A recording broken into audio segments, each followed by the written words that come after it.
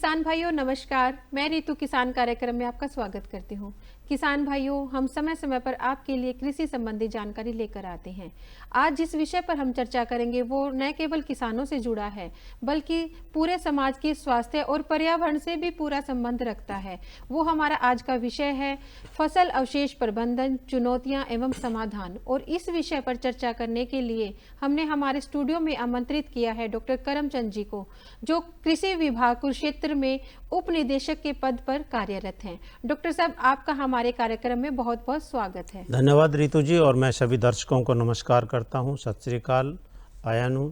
और आज का जो विषय है, जैसे कि आपने बताया, फसल अवशेष प्रबंधन, चुनौतियां एवं समाधान, ये बहुत गंभीर विषय है। न केवल हमारी ज़मीन के स्वास्थ्य से जुड़ा है बल्कि हमारे पर्यावरण से भी जुड़ा है, और इसको लेकर सरकार और हमारे किसान बहुत गंभीर हैं और इस समस्या से पिछले 8-10 सालों से जूझ रहे हैं। और न केवल जूझ रहे हैं, इसका समाधान भी ढूंढ रहे हैं, और लगातार इसमें इम्प्रूवमेंट होता रहा पिछले सालों से। और फसल अवशेष क्या हैं, इसके बारे में मैं बता दूं। जितनी भी हमारी फसलें हैं, फसल कटाई उपरांत जो पैदावार है, हम मंडियों में ले जाते हैं, और उसके बाद जो उस पौधे का भाग बचता है उसको हम फसल अवशेष कहते हैं। चाहे वो प्राणी है, चाहे तना है, चाहे डंठल है, इसमें सभी फसलों के फसल अवशेष बीच में रहते हैं और हमारी सतह पर ही पड़े रहते हैं। और ज़्यादातर हमने देखा है कि हमारे किसान इसको जल्दबाजी में जलाने का कार्य करते हैं, जैसे कि गंभीर समस्या बनी हुई है एनसीआर में, और एक बड़ा मुद्दा बना होता है आजकल के समय में। हालांकि मैं ये मानूं कि सारा प्रदूषण फसल अवशेषों के जलाने से होता है, ऐसा नहीं है, लेकिन एकदम ये दिखता है। जब पूरे खेत में आग लगती है तो लोगों को दिखता है इतना धुआं आ गया, और जब ये स्मोक के रूप में जाता है, और आजकल जो अक्टूबर और नवंबर में स्मोक प्लस फोग आपस में मिल जाते हैं, इसको बोलते हैं स्मोक। तो दोनों मिल के एनवायरनमेंट में एक बड़ा एम्बर नुमा बन जाता है और फ्रेश एयर नहीं आ पाती, लोगों का दम घुटता है, आंखों में जलन होती है, स्किन के रोग हो जाते हैं। और कई बार इतनी गंभीर समस्या होती है कि ज़्यादा आग लग जब जाती है तो सड़क किनारे दुर्घटनाएं भी हुई हैं, कई एक्सीडेंट्स हुए हैं कार में, ट्रैक्टर्स में। कई बार हमारे पशु जब आग लगती है तो बीच में फंस जाते हैं, वो भी मर जाते हैं। और जो सबसे बड़ी समस्या है इसमें, हमारे चारे की समस्या जो हमारे जानवरों के लिए, पशुओं के लिए चाहिए होती है, वो बिल्कुल ख़त्म हो जाती है। हमारे सूक्ष्म जीव जो कि हमारी ज़मीन को बार बार रिवाइव करते हैं, माइक्रो ऑर्गेनिज्म, हमारे मित्र कीट, सब जलकर नष्ट हो जाते हैं, और उनको फिर से रिवाइव होने में, पुनर्जीवित होने में बहुत समय लगता है, मेहनत भी ज़्यादा लगती है। पहले किसानों को इसको पता नहीं था, लेकिन धीरे धीरे ऐसी एक्टिविटीज़ हुई, लोगों को समझाया गया, किसान गोष्ठियाँ की गई, अब किसान समझने लगे हैं और लगभग 90% से ऊपर इस समस्या से निजात पा लिया। लेकिन इसमें निरंतर प्रयास करने की ज़रूरत है। तो जो हमारे किसान भाई हैं वो जो फसल अवशेष हैं उनको क्यों जला देते हैं? इसलिए कि मेरा खेत साफ सुथरा नजर आए, जल्दी मैं नेक्स्ट जो फसलें हैं, जैसे आज के समय में धान की कटाई उपरांत उनको आलू बीजना है, मटर, गाजर, सलगम, दूसरी जितनी भी सब्जियां हैं उनको बीजना है, कि वो ज़्यादा उनको मेहनत ना करनी पड़े, खेत साफ हो जाए और वो नेक्स्ट फसलों की बिजाई कर लें। लेकिन अब उनको बताया इसके दुष्प्रभावों की, इसके जलाने के दुष्प्रभाव क्या हैं, तो वो समझने लगे हैं और उनको जो मूलभूत सुविधाएं थी वो भी दी जा रही हैं। तो जो ये फसल अवशेष जलाने का चलन पिछले 15 वर्षों से ही शुरू हुआ है, और ये क्यों शुरू हुआ? हाँ, देखिए 15-16 साल की पहले की बात हम करें, 20 साल की, तो ज़्यादातर हमारे पास मजदूर उपलब्ध थे, हाथ से कटाई करते थे, मशीनें नहीं थी इतनी। लेकिन धीरे धीरे एक किस्मों का मोनोकल्चर स्टार्ट हुआ, एक तरह की किस्मों की बिजाई की जाने लगी, और मनरेगा स्कीम जैसे आई तो इससे मजदूरों का पलायन कृषि क्षेत्र से दूसरे क्षेत्र में चला गया, औद्योगिक क्षेत्रों में ज़्यादा चला गया। गांव से जो लेबर है वो शहरों की तरफ उनका मूवमेंट बढ़ा, तो जो कृषि के क्षेत्र में मजदूरों की संख्या लगातार घटती गई, और वैज्ञानिकों ने इसकी तरफ मशीनों का, नई नई मशीनों को ईजाद किया।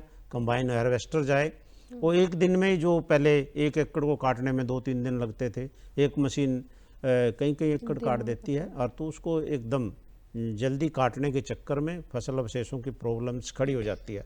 तो उनको मैनेज करने के लिए मजदूरों की न मिलना, मशीनों का ज़्यादा आ जाना, एकदम से नई नई किस्मों का ईजाद होना, और नई किस्मों का एकदम पक जाना और मंडी में ले जाना, तो ये फसल अवशेषों का प्रबंधन बड़ा मुश्किल लगता है किसानों को कि हम इसको कैसे करें, लेकिन अब घबराने की ज़रूरत नहीं है।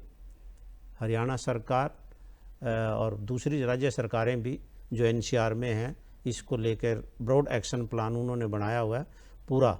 न केवल किसानों को समझा रहे हैं, बल्कि भारी भरकम मशीनें जो 15 लाख, 16 लाख, 18 लाख की मशीनें हैं, वो भी 50% से 80% अनुदान पर किसानों को दे रहे हैं। न केवल मशीनें दे रहे हैं, उनको चलाने का प्रशिक्षण भी दे रहे हैं, और साथ साथ उसमें जो तेल ज़्यादा खर्च होता है, उनका डीजल बताते हैं कि हमारा खर्च आता है फसल अवशेष प्रबंधन को करने में, वो 1200 रुपये प्रति एकड़ भी इस साल प्रति एकड़ हर किसान को दे रहे हैं। तो ये कि वो इसको मैनेज करे अच्छे से। तो जो किसान हमारे जो है फसल अवशेष को जला देते हैं, उससे क्या क्या नुकसान हो जाता है? हाँ, नुकसान सबसे पहले तो जैसे मैंने अभी बताया कि हमारे सूक्ष्म जीव नष्ट हो जाते हैं जी। हमारा जो खाद्यान्न उस ज़मीन से पैदा होता है नेक्स्ट फसल में, उसकी गुणवत्ता बिल्कुल न के बराबर रह जाती है। और इसीलिए कि उसमें जो टेस्ट जो आना चाहिए, जो गुणवत्ता उस भोजन की होनी चाहिए, वो नहीं रहती। हमारे सूक्ष्म जीव, मित्र कीट सब खत्म हो जाते हैं, उनको फिर से रिवाइव होने में बहुत समय लगता है। और पर्यावरण तो दूषित हो ही रहा है, सबसे ज़्यादा तो ज़मीन की उपजाऊ शक्ति ख़त्म हो रही है। और दूसरा, सांस के रोग, चमड़ी के रोग बहुत ज़्यादा बढ़ रहे हैं इस फसल अवशेष जलाने से जो धुआं होता है। तो आप हमारे किसान भाइयों को बताएं कि जो फसल अवशेष प्रबंधन है वो किस किस प्रकार से किया जा सकता है? हाँ, इसमें रितु मैडम हम 2 प्रकार से फसल अवशेष प्रबंधन कराते हैं, और इसी तरह की मशीनें हमने किसानों को उपलब्ध कराई है।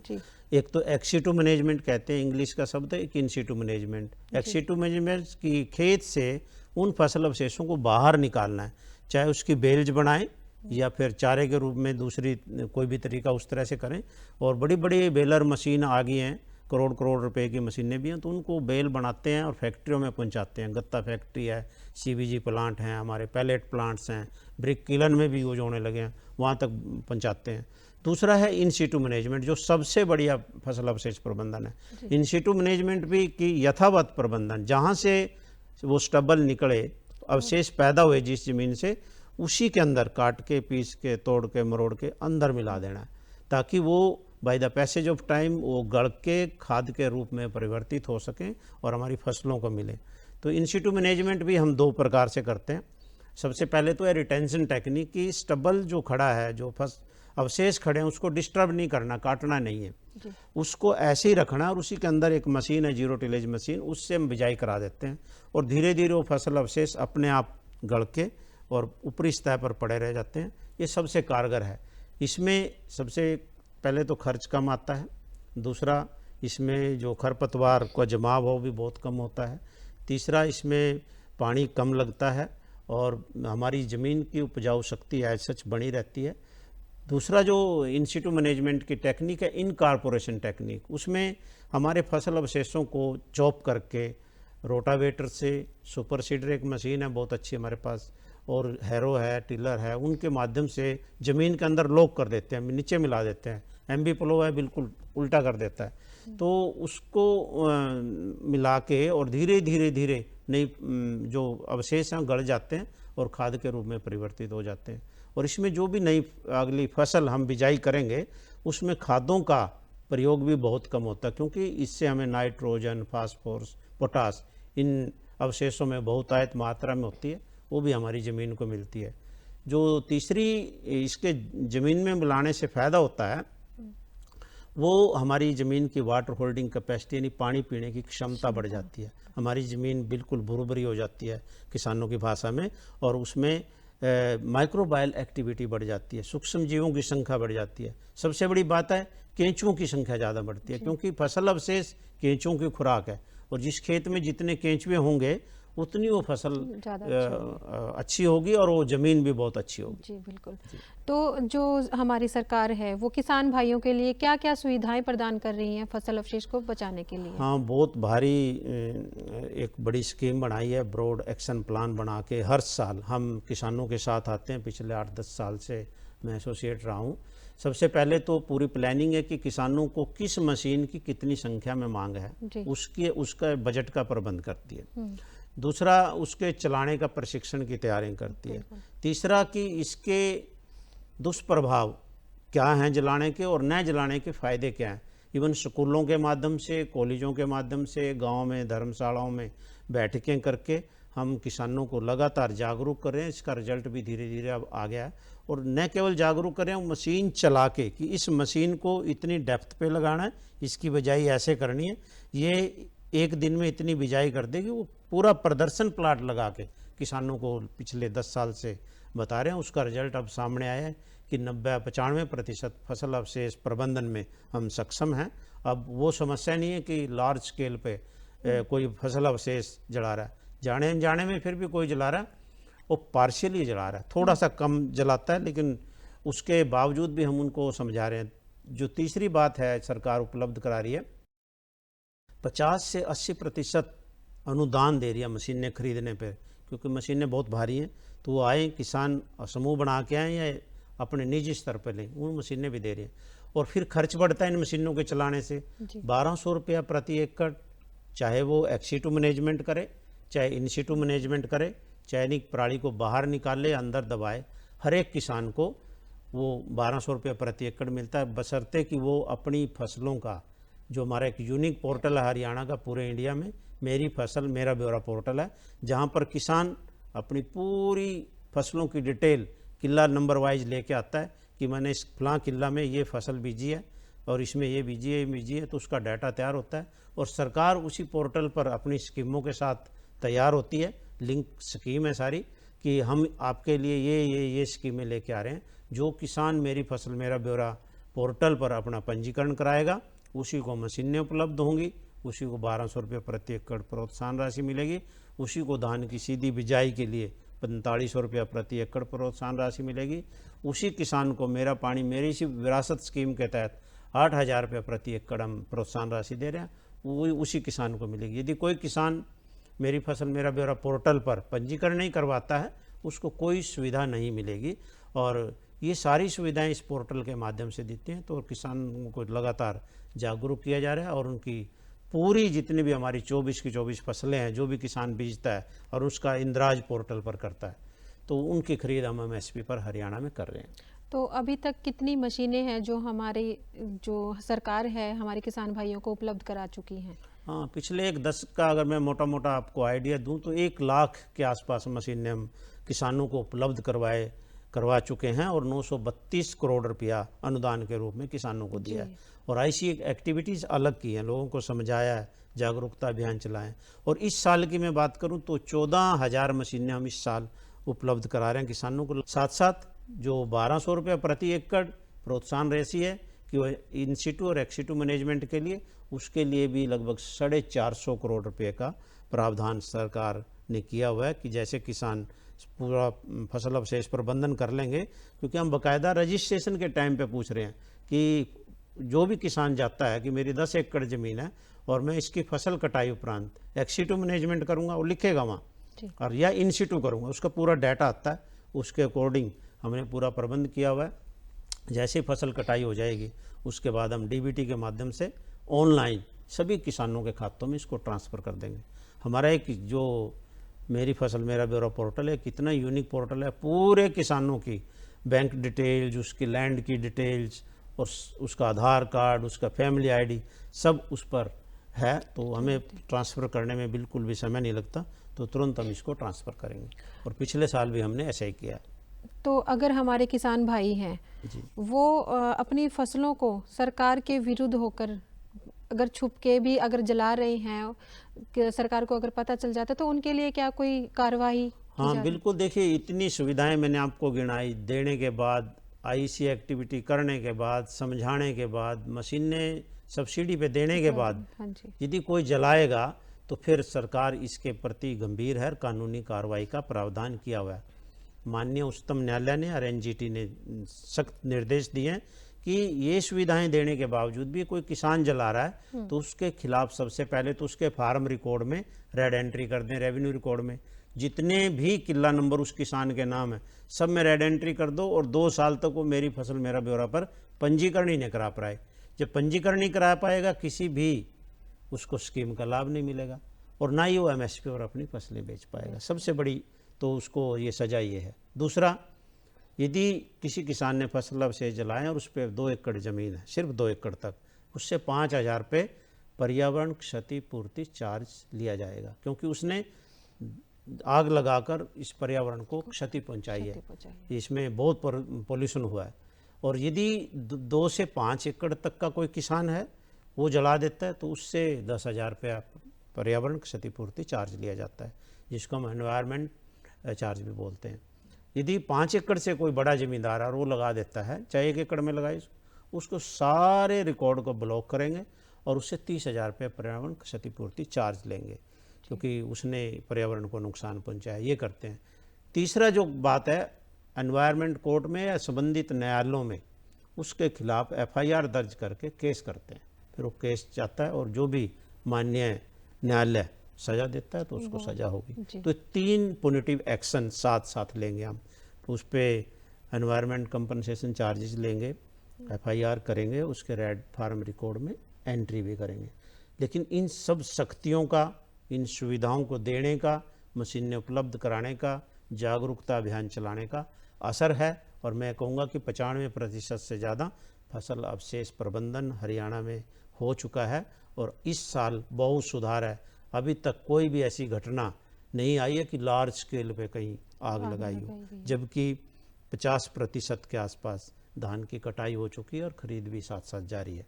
तो किसान अब समझने लगे हैं, इस बुराई के प्रति जागरूक हुए हैं और वो लगातार इसकी तरफ बढ़ रहे हैं। अब वो समझने लगे हैं कि जलाने से कितने नुकसान थे, क्योंकि अनजाने में जो लोग जला देते थे, तो उनके माध्यम से अब वो आगे बढ़ रहे हैं और इन आधुनिक तकनीकों का लाभ उठा रहे हैं। सरकार द्वारा दी जा रही सुविधाओं का भी लाभ भी उठा रहे हैं।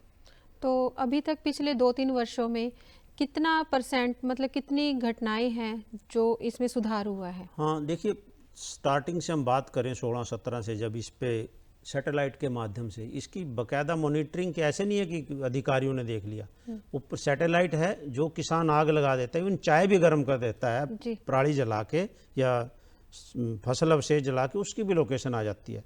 तो उसी से निगरानी की जा रही है, कोई छुप नहीं सकता बिल्कुल भी। तो उसकी निगरानी से ही लगातार, कि अगर मैं जा रहा हूँ तो मैं ये नहीं कह सकता जी जलाया नहीं जलाया, वो तो सैटेलाइट बता रही है, वहीं से डाटा आता है और लगातार इसमें सुधार हो रहा है। 2023 में जितना स्टबल जला था उसके कंपैरिजन की मैं बात करूं तो 39% पूरे हरियाणा में कम घटनाएं हुई थी। और इस समय तो जब हम बैठे हैं, आज हम बातचीत कर रहे हैं इस विषय पे, तो मैं समझूंगा कि 80% से भी ज़्यादा की घटनाएं मतलब कम आएंगी और सुधार होगा। और धीरे धीरे वो दिन दूर नहीं कि हम 0 टॉलरेंस की तरफ इसमें बढ़ रहे हैं और एक भी घटना नहीं आएगी। हमारा पर्यावरण सुरक्षित होगा, किसान को कोई ब्लेम नहीं करेगा कि प्रदूषण पराली जलाने से हो रहा है। प्रदूषण तो व्हीकल से भी वो दिखता नहीं है, कम दिखता है, लेकिन ये एकदम दिखता है। इस पे किसानों पर थोड़ा सा हम सोचते हैं कि उनको समझाएं, तुरंत सुविधाएं दें। तो डॉक्टर साहब, आप हमारे किसान भाइयों को बताएं कि फसल अवशेष किसे कहते हैं? फसल कटाई उपरांत जैसे हम पैदावार मंडियों में ले जाते हैं और उस फसल का, उस पौधे का जो भी भाग होता है उसको हम फसल अवशेष कहते हैं। कुछ किसान उसको धान की पराली कहते हैं, कुछ बाजरे की सिट्टी कहते हैं, अलग अलग से बाजरे की पराल कहते हैं, या फिर कुछ किसान गेहूं की जो हमारी स्ट्रा होता है, तोड़ी होती है, ये जितने भी अवशेष बचा है, तने का पार्ट, उस पौधे का बचा हुआ शेष भाग ही फसल अवशेष कहलाता है। और इसी को यदि हम ज़मीन में मिलाएंगे तो वो उस खाद का काम करेगी। यदि बाहर निकालेंगे तो चारे के रूप में उसको प्रयोग कर सकते हैं। लेकिन पिछले कुछ दिनों से समस्या ये हुई कि मशीनीकरण ज़्यादा हो गया और किसान इसको जलाने लग गए, क्योंकि उनको खेत तुरंत साफ चाहिए।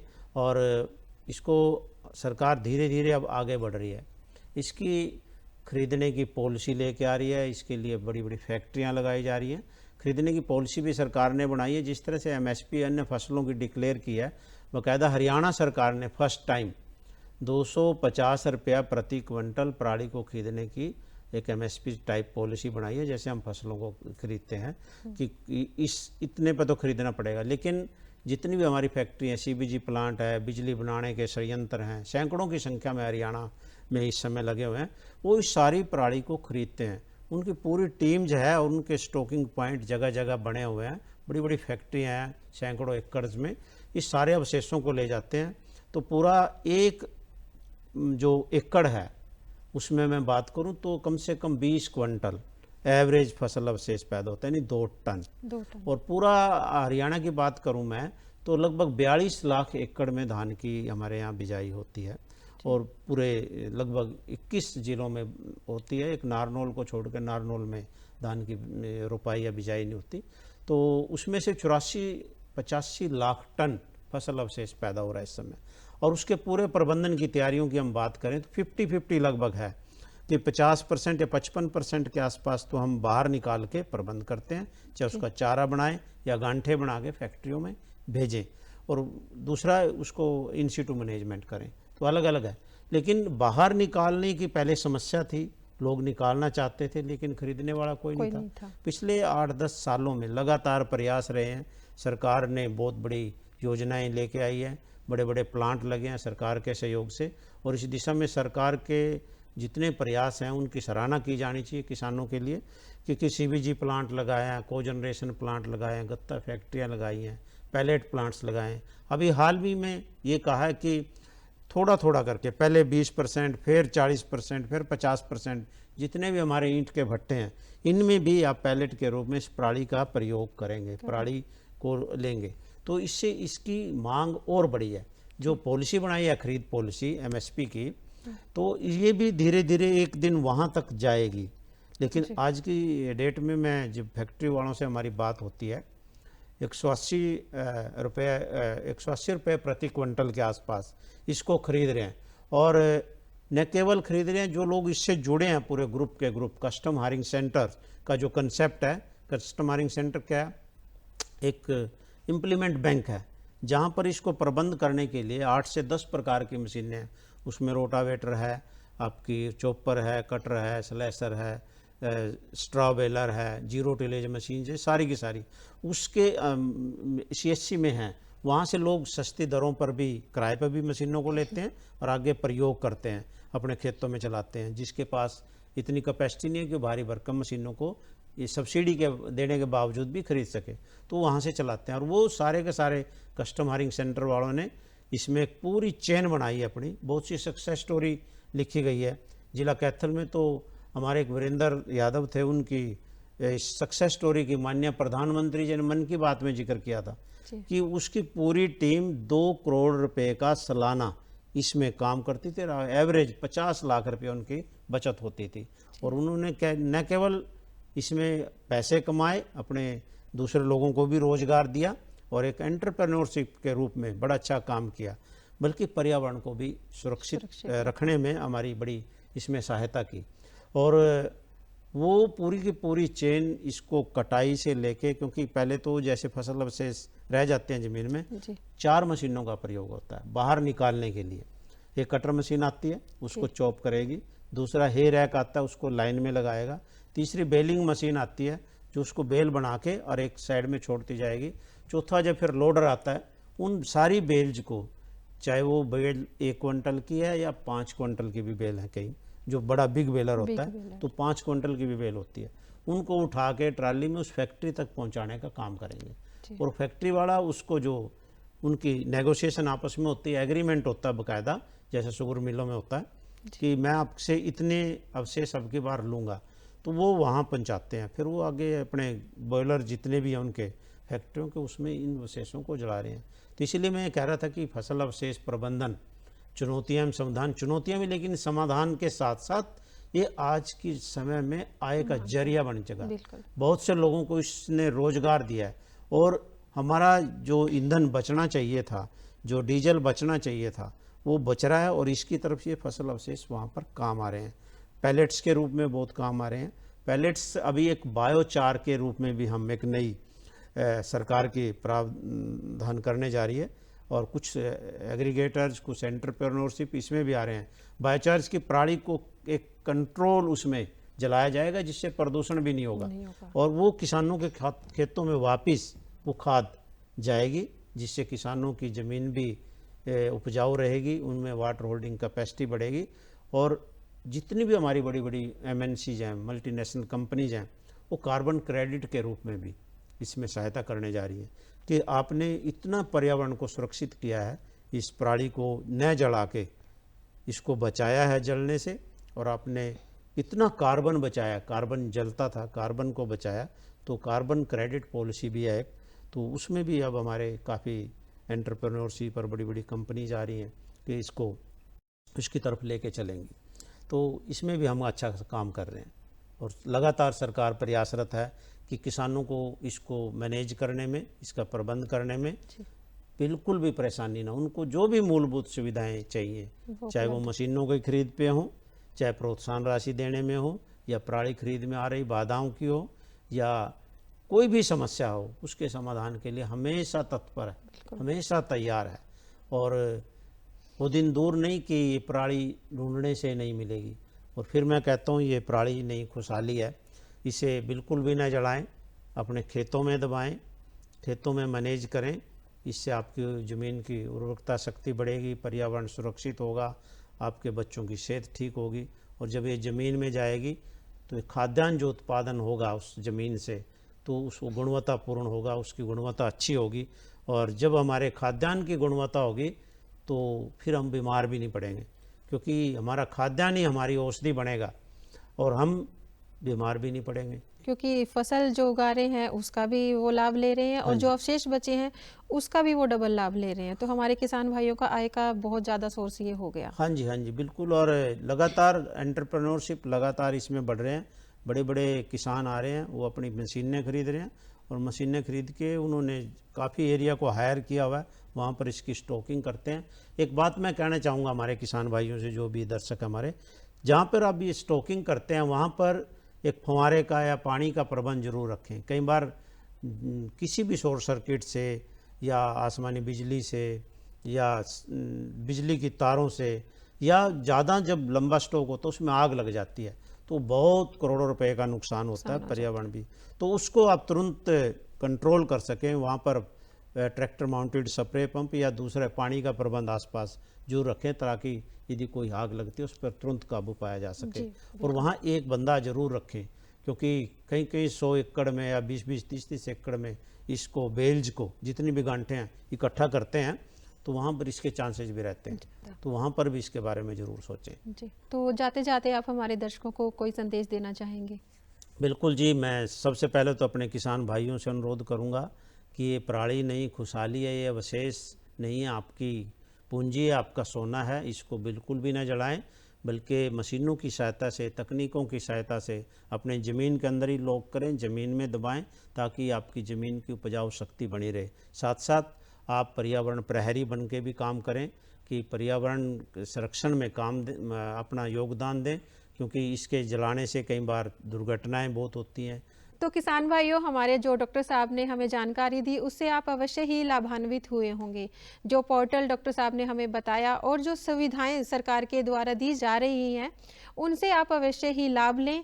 और एक नए विषय पर जानकारी देने के लिए हम हमारे स्टूडियो में फिर किसी नए विषय पर चर्चा करेंगे। नमस्कार।